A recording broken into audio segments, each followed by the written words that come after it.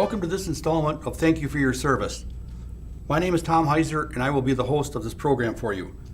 Thank You for Your Service is a program that will feature veterans from all the community, from all branches of service and the different conflicts they're involved in, as well as information for the veterans and their families.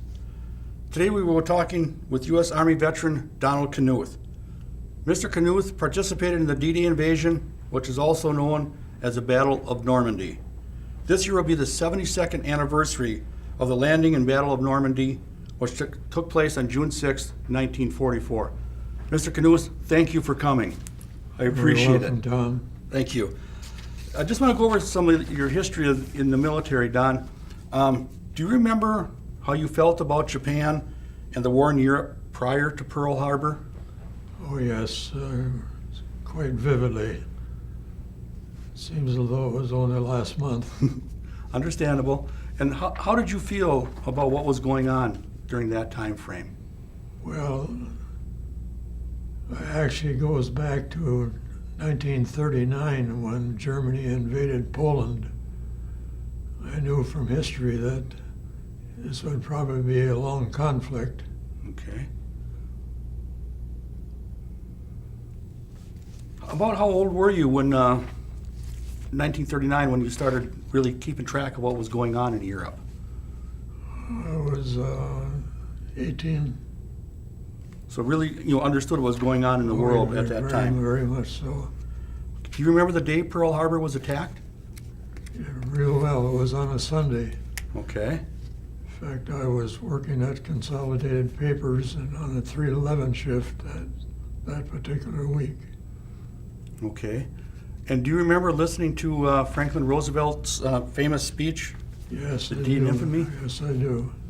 And were you with your family when that was I broadcast? was living at home with my parents.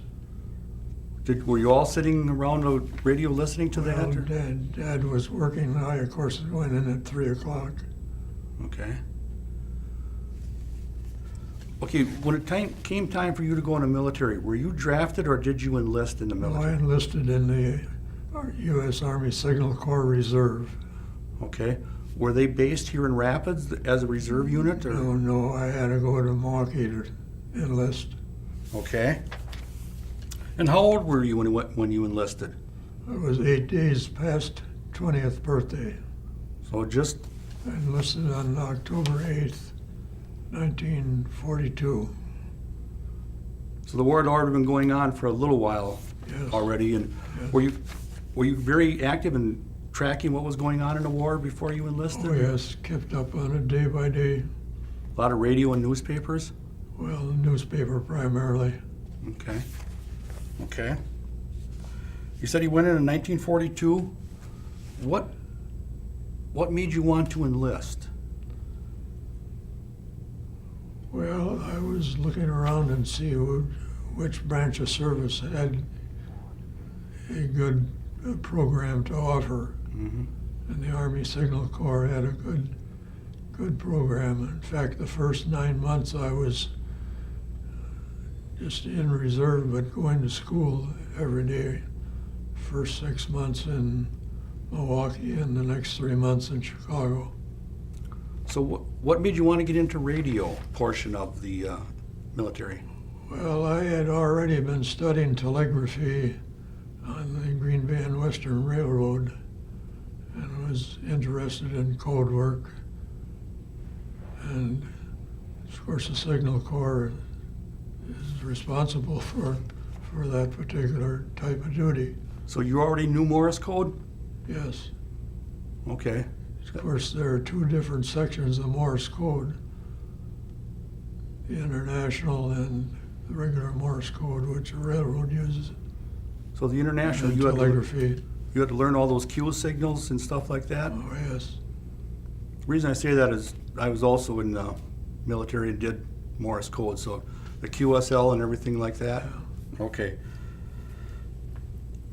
Where were you living when you joined the military? As I said, I was living with my parents at 741 3rd Avenue North. That's the area of the city where number 16 machine room is now built. Okay. In fact, they purchased home for my mother as they were getting ready to construct number 16. So you're a lifelong resident of the Wisconsin Rapids area? Lifelong. I've only lived in 3 houses my entire life in the city. I was born on 14th Avenue North, and then, as I said, on 3rd Avenue, and where you just picked me up. Okay. Did any of friends enlist with you at the same time that you Yes, went in? I had one friend that he and I went in together. In fact, our serial numbers are 2 numbers apart. The way that didn't happen in succession is we were talking with a bunch of fellows in line in the recruiting station, and a kid from Crandon stepped in between us. Or you would have had consecutive numbers? Otherwise, we'd had consecutive numbers. Without repeating your number, do you still remember your Army number? 16, 13, 17, 58. Something you never forget. Okay, after you signed up, where did you go? One of your first duty stations, or basic training?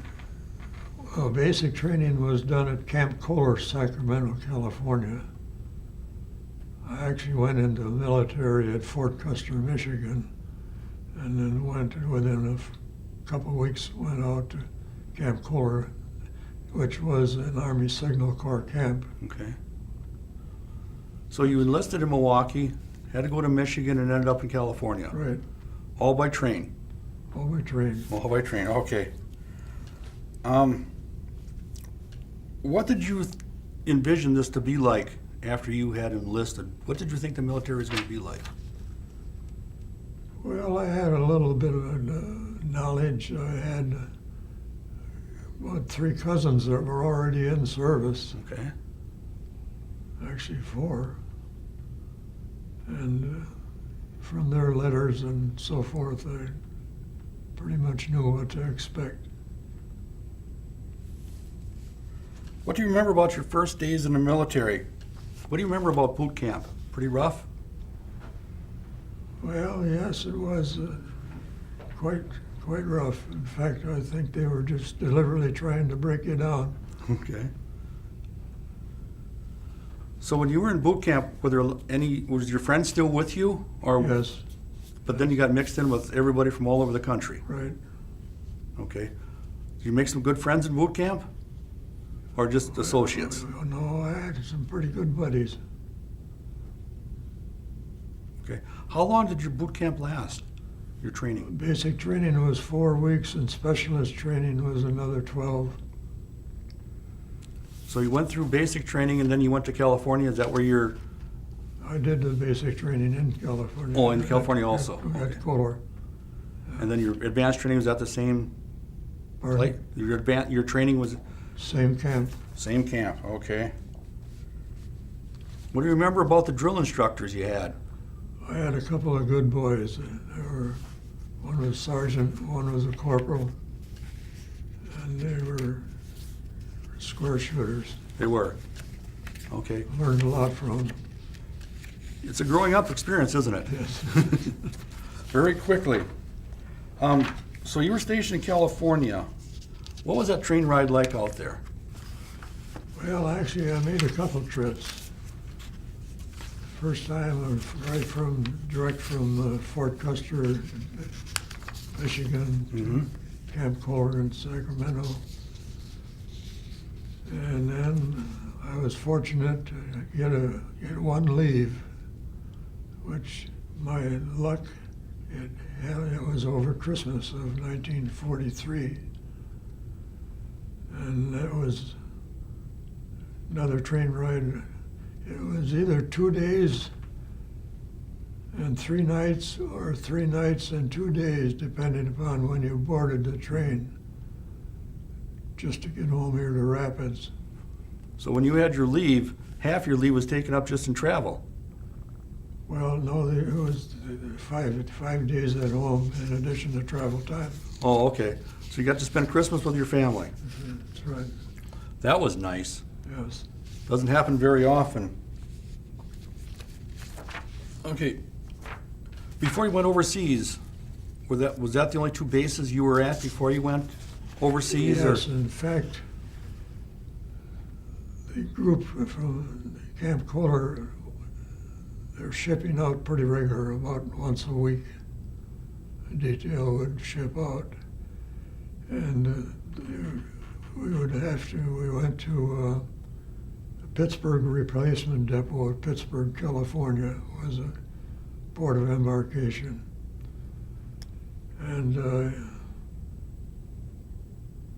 distinctly remember being in the detail that was called out to go out on formation in front of the barracks on this company street. And we were ordered to hand in all our equipment and hand in our suntan uniforms, which we wore in California. And lo and behold, instead of shipping to the Pacific, we were placed aboard troop train and traveled for a solid week to Camp Miles Standish, Massachusetts, getting ready to ship out to England. Okay. It was one of the first groups we shipped to the East Coast from the Western Camp. So that was a long trip. It was one solid week, day and night. We were allowed off the train twice, once at Salt Lake City and the other time in Chicago. The rest of the time we were aboard train. And it was pretty cramped in that train, wasn't it? Very much so. No place to sleep, So just the cars of the train were pretty much just seats. just seats. So you had a seat and you slept sitting up. Slept sitting up. Okay. So you got to the East Coast and you shipped over to England. Yeah, About how long of a trip was that by ship? that was 13 days. So a week on a train and 2 weeks on the ship. Yeah. Once again, pretty cramped. Well, it wasn't too bad. In fact, I had a real good duty aboard ship. This was a British ship, HMS Empress of Australia. The ship actually had been a German ship, but was taken from Germany at the end of World War I by Great Britain. And I was assigned down in D-deck in a hammock for lodging. And the hammock was placed in the ship's galley, which meant that whenever they were ready to serve, we had to roll up the hammock and find space someplace, wherever. And I had just been assigned my quarters, and the Signal Corps lieutenant came down to D-deck, and I had known him from basic training days in California. A fellow by the name of Manarolas, just a great individual. You hear a lot about second lieutenants, but this man was A1 okay. He says, Knuth, he says, round up about 6 more radio operators and report to me in my stateroom. I says, what kind of a detail you got, Lieutenant? He looked around, he says, you got a lot to holler over where you are right now. Then I knew I better get cooking. So I rounded up a bunch of acquaintances that I knew were radio operators and reported to him, and he gave me an assignment. We were to operate a field radio equipment which was placed aboard the ship's bridge with the ship's captain. And our duty was 2 hours on and 4 hours off for the entire trip. The primary responsibility here we were up on the ship's bridge, mind you, view of the entire area around you at sea, and primary duty to check to make sure the other ships in the convoy that there was nobody smoking or any type of light from the portholes or wherever. So I had good duty, and the ship's captain, whenever he had his tea time, he'd always make sure that we had likewise. So I have no complaints going over. It was the thrill of a lifetime, being able to stand up there on that ship's railing and actually enjoy even though it was rather tense because at that particular time, that was in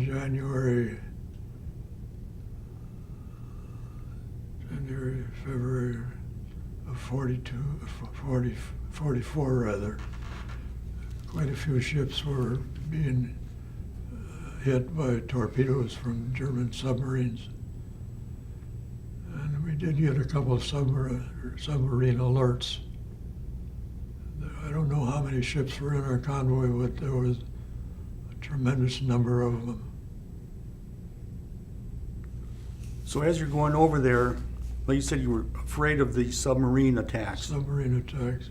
And did you have to worry about airplane attacks as well? No, Too far out yet. you're too far out.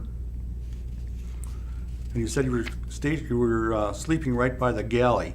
How was the food on that ship? No, we actually had a stateroom for the six of us, Okay. and had shared bunks. But You had mentioned earlier you were by the galley. I have no complaints about the way over. Good, good.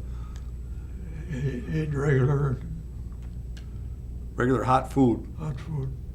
Okay. And you said all the ships had to be blacked out. Pretty Yeah, much there was something Yeah, over the portholes and At night, they actually crowded in closer to one another. In fact, we did have one close call one night where, in fact, they were so close, the one on our starboard side cut across our bow. And fortunately, the captain was aware of what was happening, and then the man at the wheel did some fast work to avoid a collision. Mm-hmm. Well, that's good. Yeah. Did you have radar on that ship at that time? Were you aware or not? If there was, I wasn't aware of it. Radar was pretty much in its infancy. So it's pretty much what you see is That's what you it, see. What it was. And we also did have some experience when the submarine alerts came in, where the tin cans were shoved overboard and exploded. The depth charges? Depth charges. Yeah. Which is quite a thrill. I bet it's something new for an Army guy to be on a ship. Yes. So I had a lot of sea duty for an Army man. Okay, you said you shipped over to England. Where did you land when you arrived in I England? landed in Liverpool, England. Okay, and is that pretty much where the whole convoy went to then, that you spoke about earlier? Oh, they were pretty well split up by then, going to different ports. Some on the east side and some on the west side of Great Britain. Okay. When you got to England, you arrived, you thought it was in like February. Or, I'm thinking it was February. okay, and then the D-Day was in June. While you were in England, between when you got there and when the D-Day invasion occurred, are you able to talk about what you did and where you went when you were over there, or is that still? No, it's been pretty much published. First time when we arrived, we were placed in a replacement depot where everybody was processed and assigned to regular units. And while we were there was a period of time where we had some actual combat training by the personnel that had already seen service in North Africa. So we paid attention to those boys.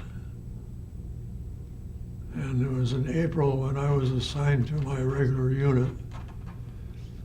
And the interesting part is that it was 9 months in training that I had in school.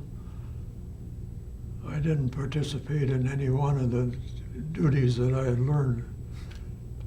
One was mechanics, radio mechanics, and also code work. Primarily because I went into an old Signal Corps battalion who had been overseas since 1942. And all the regular spots were taken by the regular personnel.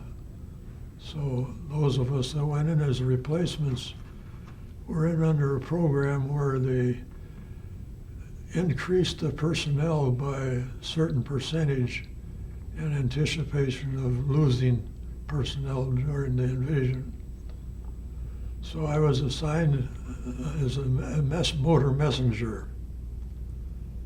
And that's the duty I had then from that April till the following April.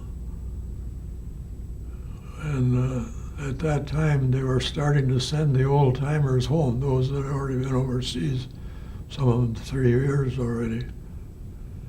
And fortunately, the fellow that was in charge of cryptography, the code section for the whole battalion, was an acquaintance of mine from Red Granite, Wisconsin. Wow. It pays sometimes who you know.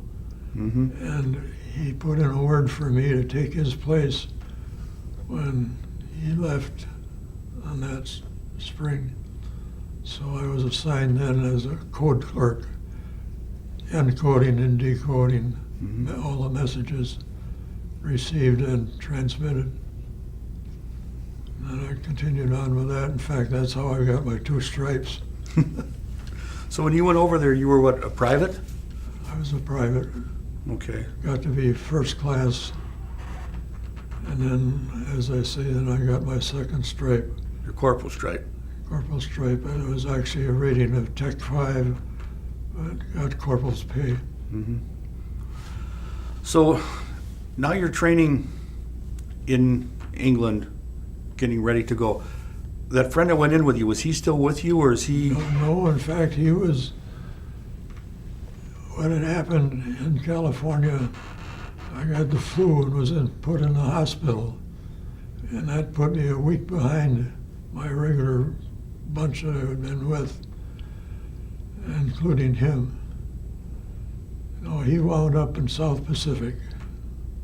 As I say, I was about the only group that I know of from that camp that went east and over to Europe.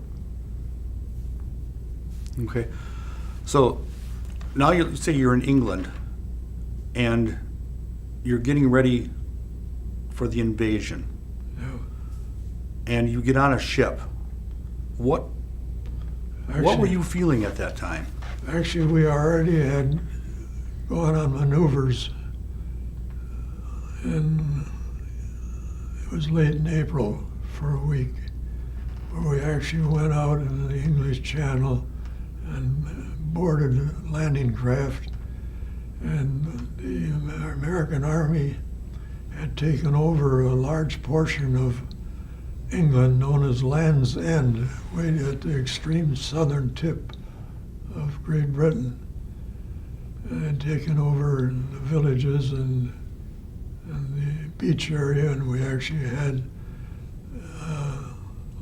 beachhead landings like the real stuff. Mm-hmm.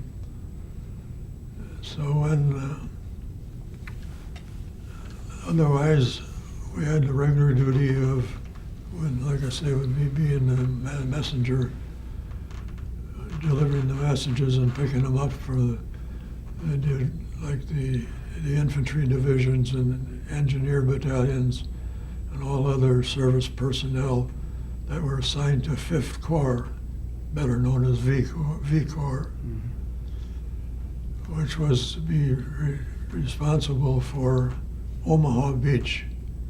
7th Corps was responsible for Utah Beach. And we were placed aboard ship. Actually, I went aboard the SS Charles Carroll in the harbor of Portland, England. It was in the south of England and down in an area where practically every city side by side was a port city. As I say, that was on the 29th of May. And we were no sooner aboard, and our officers then told us that this time it wasn't any dry run. It was to be the real thing. We were to make an invasion in Normandy, France. Yes, they thought it was safe to tell us now because there was no way we could leak the information out. So we were aboard just waiting for the 5th of June, which was the date when it was originally scheduled to be. However, the weather turned so bad and the seas were so rough that General Eisenhower, the Supreme Commander, postponed it for 24 hours. Make it June 6th instead of the 5th. And the reason they couldn't wait any longer, they just figured the secret would be leaked somewhere other with all the ships congregating and getting ready to make their run for the beachhead. And I remember on the 6th of June, we already had been told that things were postponed for another day. And they fed us a real good breakfast during the night. And we set sail, joining, when it broke daylight on the 6th, looking out from aboard ship, all we could see were naval craft of one type or another, as far as the eye could see. And we set sail out into the English Channel. I don't remember how far it was, but it was quite a distance. And these landing craft of various types, LCVPs and LCIs, so forth, pulled alongside. And we had to board the landing craft by descending the ship on the landing net. No going down on the stairway, that was on the landing net, side by side and head to foot.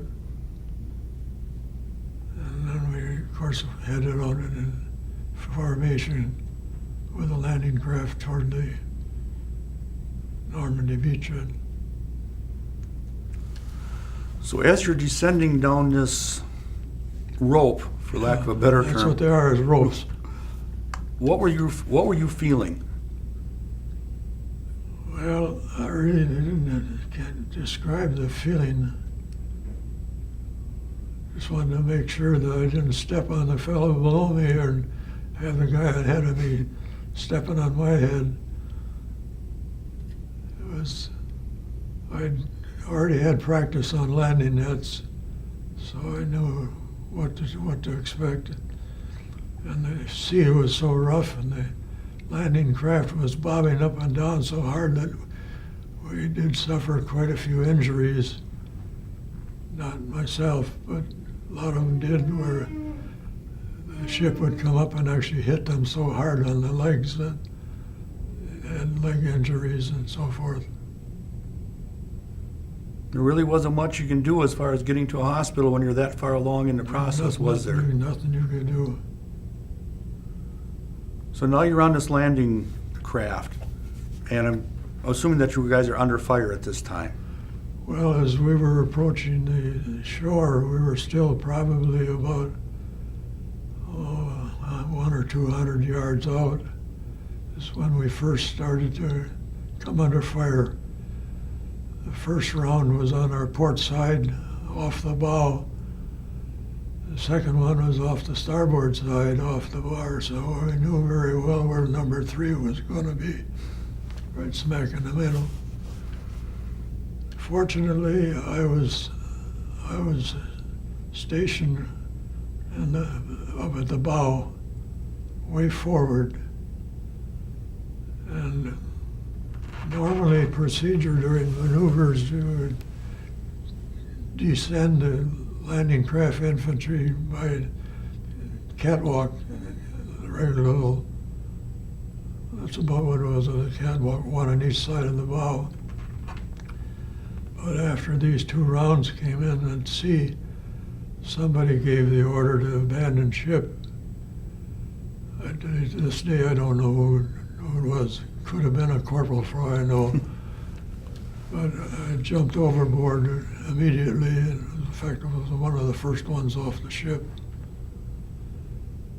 Started to go down. Of course, I was under full field pack with a rifle. I didn't think I was ever going to hit bottom. I never did touch bottom. By the time I came up, I already had lost the rifle. The field pack, of course, was strapped on, so I didn't lose that. So when you gave this abandoned ship order, Yeah, jump overboard was what it said, I think. was your ship hit? Did it? Yes, it was disabled. In fact, we heard a couple of days later that the ship's captain was killed during the. Of course, I was, like I say, I was one of the first officers. Started swimming immediately. And fortunately, only 21 years old, and I was a strong swimmer from around home here. Mm-hmm. So when some of the other guys abandoned ship, Yeah, some made it and some did not. some made it, some didn't. Yeah. Were any of your good friends or associates some of the ones that did not make it? No, in fact, every one of us came in when we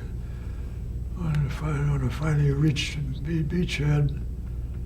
Sought some cover behind some knocked out equipment from previous landings, and our second lieutenant was in charge of our detail. In fact, our signal corps group was divided into threesomes, one for advanced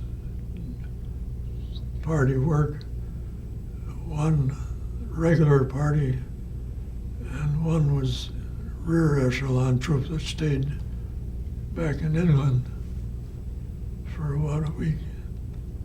The lieutenant rounded us up because we were scattered all over. And I remember going up the Easy Red Omaha, Easy Red being the sector. Omaha Beach was divided into sectors all the way from A to E, I think, if I remember right. And got together with our group. And at that time we were on top of the bluff, and there were foxholes were already dug from previous landings, and also from the Germans. So you actually hit Omaha Beach without a rifle? No, I picked up a rifle right away. I was going to say, that would have been awful scary. There were a lot of them available. There were. Okay. Something you'll never forget. Never forget. In fact, one of the first victims I saw they were still floating in the water's edge, and then they were still lying on the beach. In fact, one of them I saw was one of the first ones was minus his head, which leaves a lasting impression Forever. forever. Omaha Beach, did it take you a long time to get from the water's edge inland, or was that pretty fast for you guys, or a long time? In fact, after the lieutenant rounded us up and told us to start heading up to the beach, by that time the engineers had already lined out a pathway through the minefield. So there was minefields, barbed wire, and everything in it. Everything was there. And the lieutenant I never saw again that day after that. He had injured his hand playing some table tennis or ping pong, as you want to call it, aboard the ship while we were waiting in port. And it was paining him so much he reported to the medics after he'd come on shore. And the medics, instead of taking time to wrap him up, put him with the group of wounded that went back to England. So we never saw him again for a couple of weeks. So you're on Normandy Beach now, and you're under fire. There was still not all of it. There was some sniper fire, but of course there was still mortar fire and artillery fire. Okay, and you're in charge of getting messages and taking them to another location. Taken to the radio operators. And they were cruising back and forth along the beach, and send the message back to the Corps headquarters, which was on the USS Ancon. They were still out at sea. Mm-hmm. That's where the general had his assembly. Okay. So these messages that you have that are given to you, they're in code. Yeah. Are you doing any Morse code then, or is this all written No, down? we had to put them in code.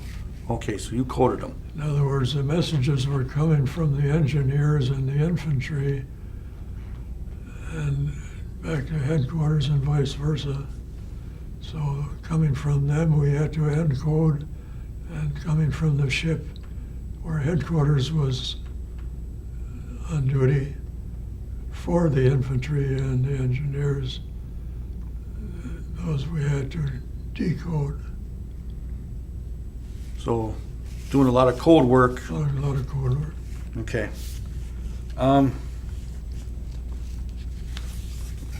Did you receive any injuries during your time? No. You were very, very fortunate. Very, very fortunate. The closest I came, I was saved by the infantry most of the time.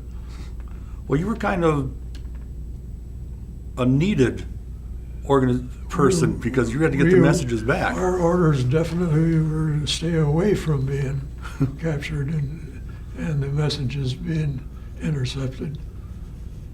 Yeah, I was really, really lucky. The good Lord was with me. Apparently. You made some close friends during your... Oh, yes. You're like brothers. Very true. Do you remember where a lot of them were from? Were they from Wisconsin, or are they from everywhere? My best friend and working partner, because in messengers we worked in pairs, one each armed with Thompson submachine guns. But my best friend and my co-worker was from Shawano, Wisconsin. And we again were real good friends with another couple. One was from Illinois, or two were both from Illinois. Mm-hmm. Did you stay in touch with them? Oh yes, went to visit them after I was home and vice versa. Okay. So now you've gone through the invasion, you've gone through Omaha Beach, and you're now in France. Did you stay with the V Corps, or did you... No, I stayed with V Corps until the war was practically over with as far as combat was concerned. Then we got transferred to 22nd Corps and 3rd Army under Patton. Okay. So you're into France, and then how long did you stay as a unit before you went under Patton? I was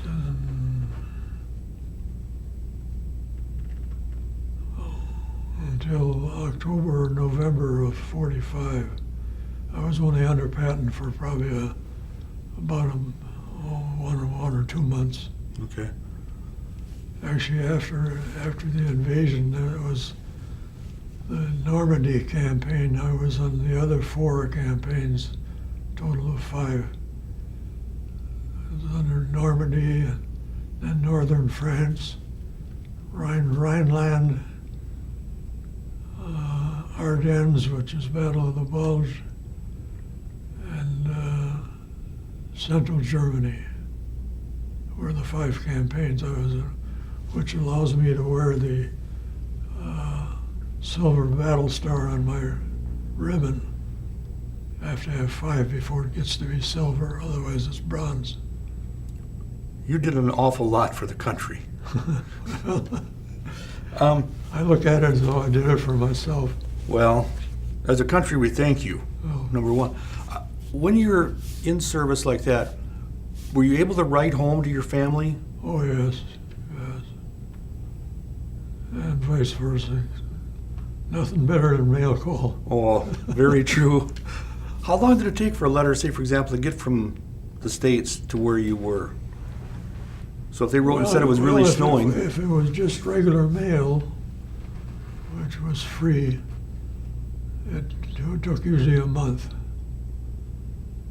And then, of course, we were able to send airmail, which I think airmail stamp, I think, was about 6 cents, if I remember right. So that's It went a little faster. what, 2 weeks for an airmail? Yeah, a couple of weeks. Okay. What were your living conditions like at Omaha Beach until, as you're advancing through there? What?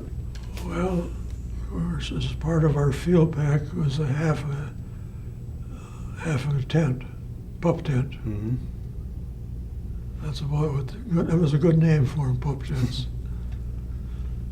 And usually it meant, at least the first few months, meant digging foxholes and then sleeping just with your sleeping bag. If you had time, you'd put up a tent over the foxhole.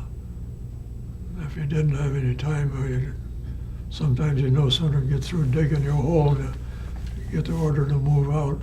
Right. So you said you had half a tent, so you always had to have a friend with the other half. That's right. And rain, shine, heat, cold. That's it. Yeah, that's the way I did it. You said you were at the Battle of the Bulge also, Yes, and still doing the same doing the same thing. job. All 5 campaigns. Yeah. So you got to be a code breaker and a code maker. Okay. Times you were homesick? Well, I wouldn't say it was really that tragedy. I actually missed it, but I wouldn't say I ever got homesick. Some fellows really did, Never had time. especially those who were recently married. Were you married before you went into service? No. Okay. Have a girlfriend? Have a sweetheart? Okay. When you went over, did you carry any reminders from home? Pictures of the family or? Well, pictures of the family I did. That's about all. In the helmet or in the wallet? On the wallet. Okay, because many people carried them in the helmets. Well, my helmet was used so often for other duties. In fact, for shaving, put the water in the helmet and then shaved. And it wasn't hot water, was it? Not very seldom. What did you do to pass the time when you were over there? Well, of course, there were messengers. There were about 20 of us, about 10 teams, and we were always assigned duty according to the way the messages came in. Sometimes we didn't get much rest in between trips. by trips we traveled with jeeps. I was going to ask, were you motorcycles or other? They were jeeps. Okay, Jeeps. In fact, I wore one out completely. 12,000 miles of that, it was wore out. Wow, 12,000 miles. Yeah. Because you didn't have days off or weekends No. at that time. It was just No. When your name came up on the roster, it was your turn. your turn. Okay. What were some of the good memories you had from service?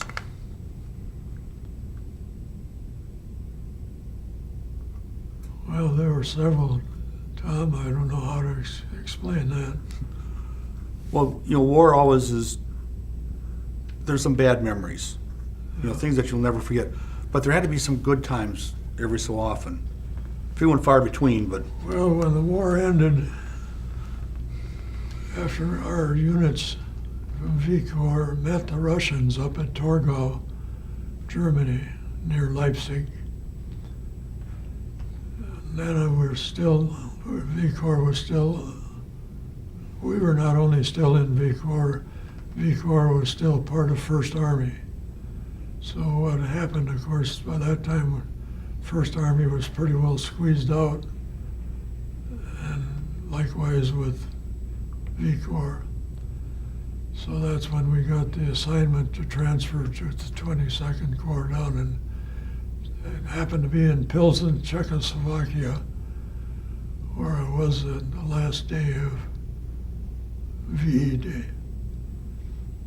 And there we were fortunate, went into a German army camp for barracks, good barracks, and our duties remained the same. Of course, by then I was already in code work, and that was just like being in a civilian job, regular hours each day, and a lot of time off. Played a lot of softball, okay, awful lot of it. Spare time. exactly. That and drink Pilsner beer.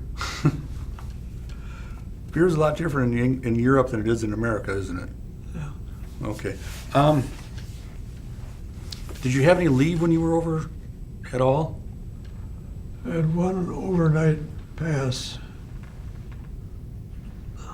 Yeah, we were in Belgium at the time, and we were allowed to go back to one of the closer cities that was a safe area, and a hotel room, a warm meal, and a movie.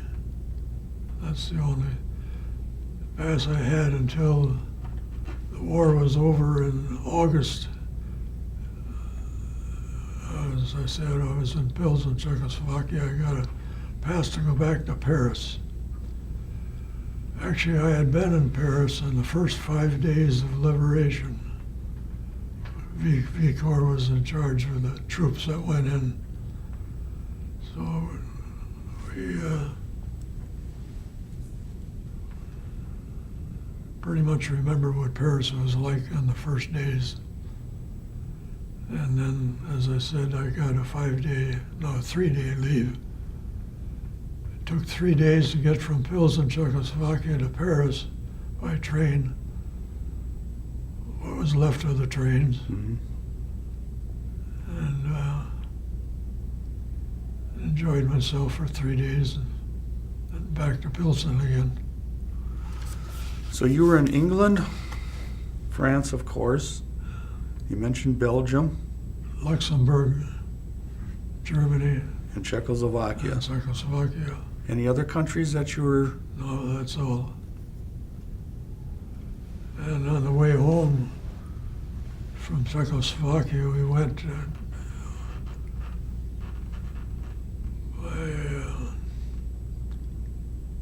in fact, I was driving a command car, and then had 4 officers as passengers. We went from Czechoslovakia to Marseille, France. We boarded ship at Marseille after about a month of being in a tent city out in the wide open spaces. That's all there were was squat tents. And we left Marseille and sailed through the Mediterranean Sea. I'd always wanted to see the Rock of Gibraltar when I was over, but we sailed by there during the middle of the night. I never did see it. But you were in the area. We're in the area. Okay. What do you remember about VE Day? Well, I was in Paris, as I said, and the city went crazy. Of course, they already thought the VE Day, after they were liberated, Okay. as far as they were concerned, the war was over. They had Paris back. So, when you're in service and you meet the civilians of the country, how do they treat you? Some of them were treated real well. In fact, I made real good friends in Czechoslovakia. You did. Because you see so many, newsreels where the troops go marching through the community, Yeah. and they're Oh, happy yeah. to see you. And I can remember one little gal, a couple of gals hollering, "I want to go with you." so they knew a little bit of English. I thought, honey, I'd like to have you with me too. Okay, now the war is over. What were your first memories when you were coming home? After I was home, you mean? Well, you're overseas and you're going to be coming home now. Yeah. What were you feeling? Were you, Actually, we ran into some awful rough weather off the Azores. There was one point in a 24-hour period we never gained any headway at all. The ship's captain had all he could do to just keep the thing going in one direction. So we traveled all alone and without convoy. I was on a little American merchant marine ship. okay. Normal duty, she had been on the Caribbean Sea as a cruise ship. And what they had done, they welded in a bunch of bunks on the decks, and now we're using it for troop transport. Pretty rough seas going over. Did you get seasick? I was seasick twice during the entire time I was over with all the water I was on. The very first night I got aboard ship, I think the nerves got to me. Mm-hmm. In fact, we weren't even hardly at sea. We were just barely out of port. And then the one time, on one of the maneuvers when we were going to hit the beach in South England, I got seasick that day. And we were in rough weather, and it was raining and storming. And instead of staying downstairs where I was smelling of diesel fuel, I went topside and got in the fresh air. And I got wet, but I felt better. Yeah, it's kind of, that diesel fuel isn't nice on a ship. Okay, you got back to the United States. How long did you remain in the service after you got back to the States?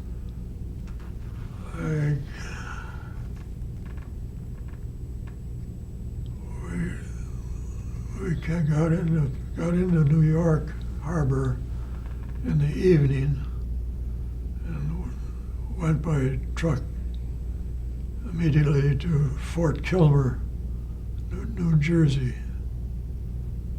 Sometimes it's called Camp Kilmer now. And we were there, and the procedure there went around the clock. I don't think I even got assigned to a bunk while I was there. And then, of course, from there you were shipped out to the closest close area to your home station. And of course, with me being a Wisconsinite, I was one of the group that got assigned to Fort Sheridan, Illinois, where I got my discharge. I was there probably a total of about 3 days.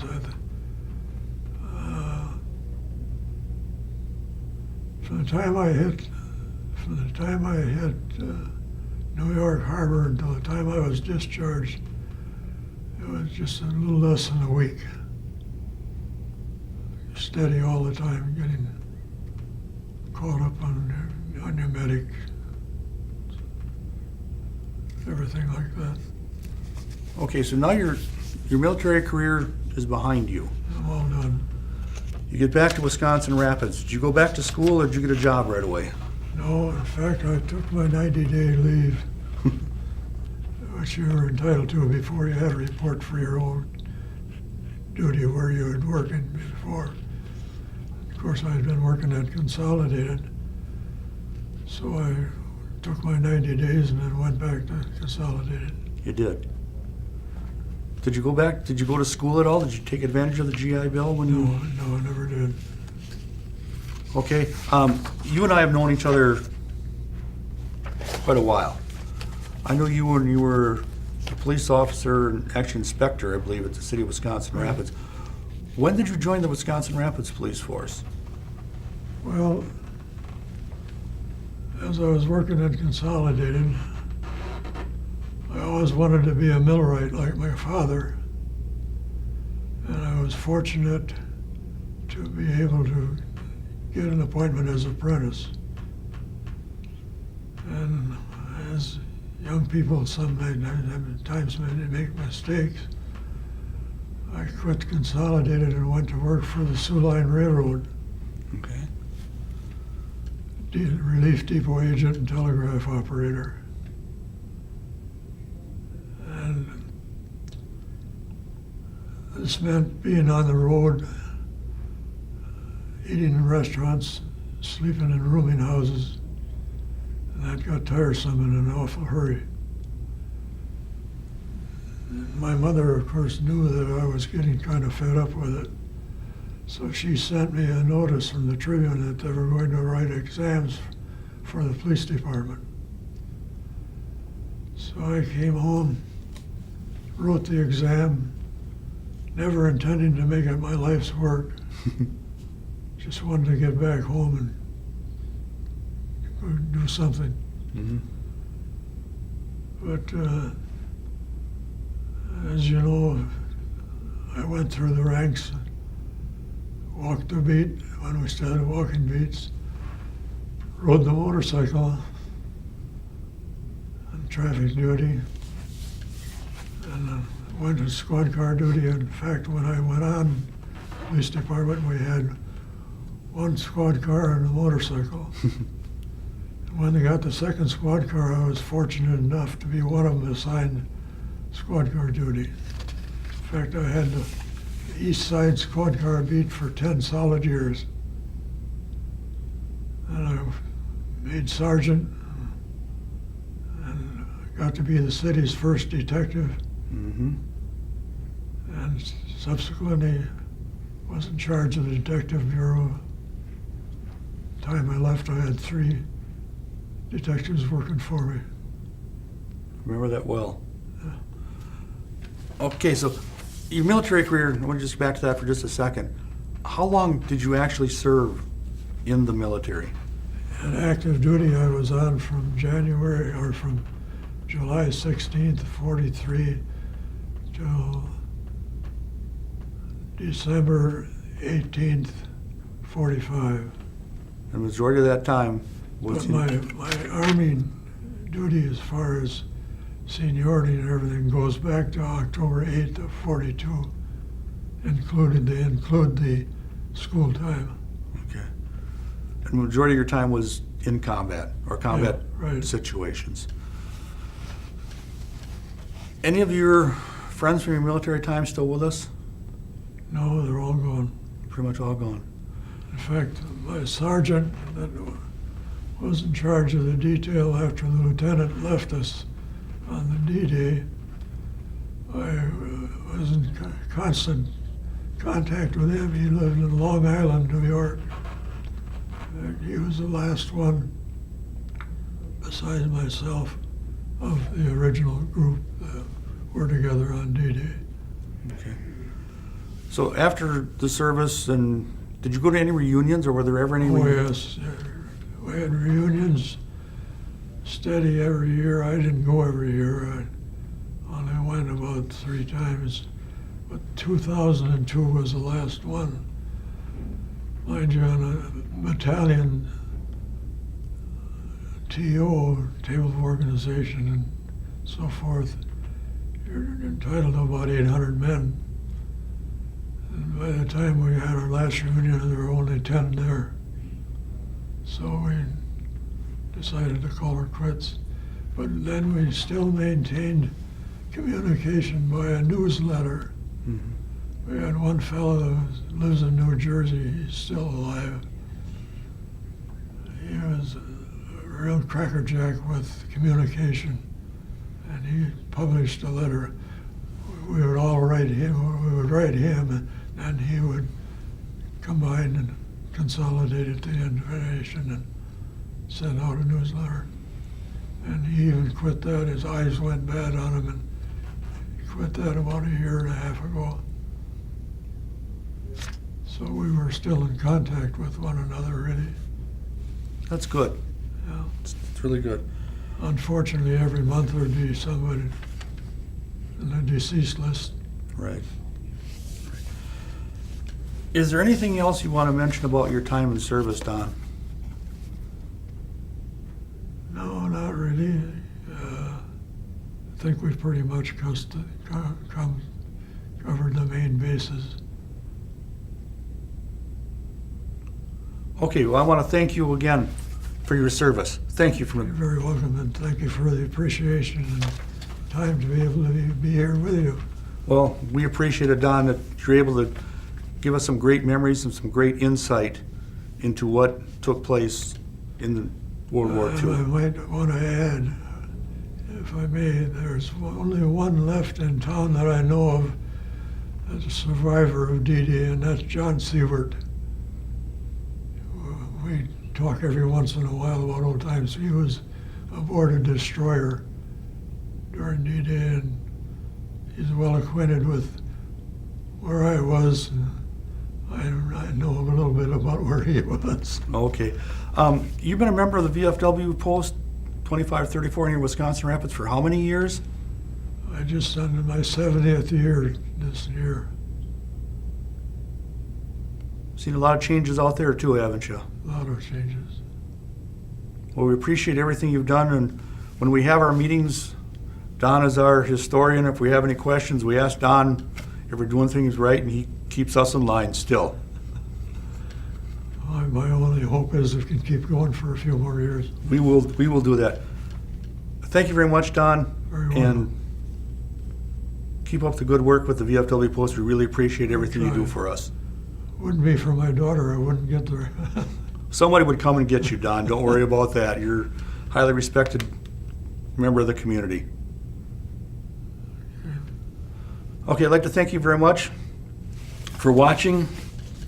And again, Don, thank you very much. Very welcome. Thank you for your service.